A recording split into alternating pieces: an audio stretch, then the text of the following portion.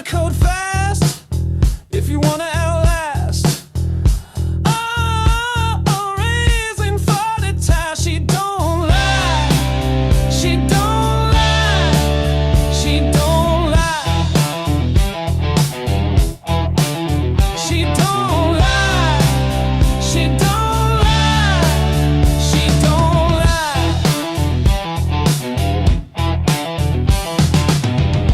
Since our earliest days, humans have looked up at the night sky and projected our deepest ideals and darkest fears into the void. We took the unexplainable, gave it a name, and called it God. At first, we documented these unseen forces on the walls of caves. We painted symbols of nature and power, trying to capture something larger than ourselves. Over millennia, that impulse grew. We began organizing entire societies around it, stacking stones to build massive, enduring temples dedicated to deities we can only imagine. Today, our most powerful structures look very different. The modern temple is a deafening, climate-controlled warehouse filled with millions of microscopic transistors. Instead of imagining a higher power, we are attempting to physically wire one together. For thousands of years, humanity's role was to passively project gods. Now we are in a frantic, well-funded race to engineer one from scratch. In 1845, Karl Marx wrote a highly influential critique. He argued that philosophers had only interpreted the world in various ways, but the real objective was to actively change it. He was building on the work of Ludwig Feuerbach, a philosopher who proposed that theology is really just disguised anthropology, the act of humans taking their internal traits and pushing them outward to create a deity. Recently, philosopher Witold Piotr Nowak adapted Marx's famous thesis for the 21st century. Nowak suggests the challenge is no longer about interpreting gods or even transforming politics and economics. The modern objective is transforming intelligence itself. A manufactured god is a functional, artificial superior, a system with a cognitive reach and strategic depth that outclasses human authority. It is an entity defined by its control over material infrastructure and data, functioning at a level that simply exceeds human comprehension. This brings us to the second phase of Nowak's argument.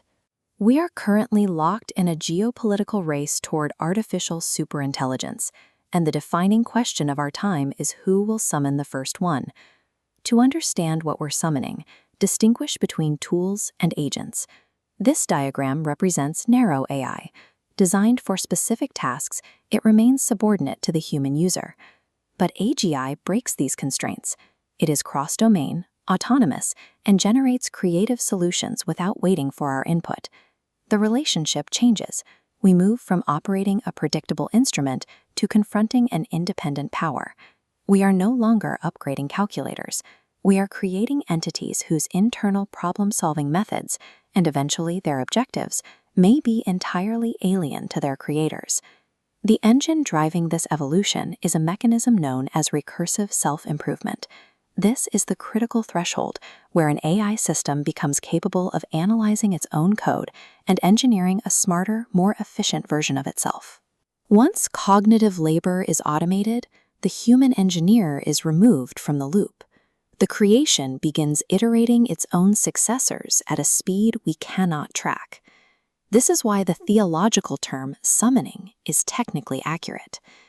Driven by the lure of market capitalization and intense global competition, laboratories are deploying these systems faster than they can fully verify how they work.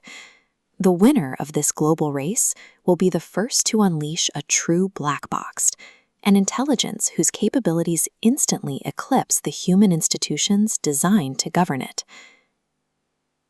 This leads to the final clause of the aphorism. Once the creation is smarter than its maker, will it still consent to be ruled? The challenge is rooted in the mathematical constraints of systems engineering. Consider the law of control. This diagram shows a basic inequality scale.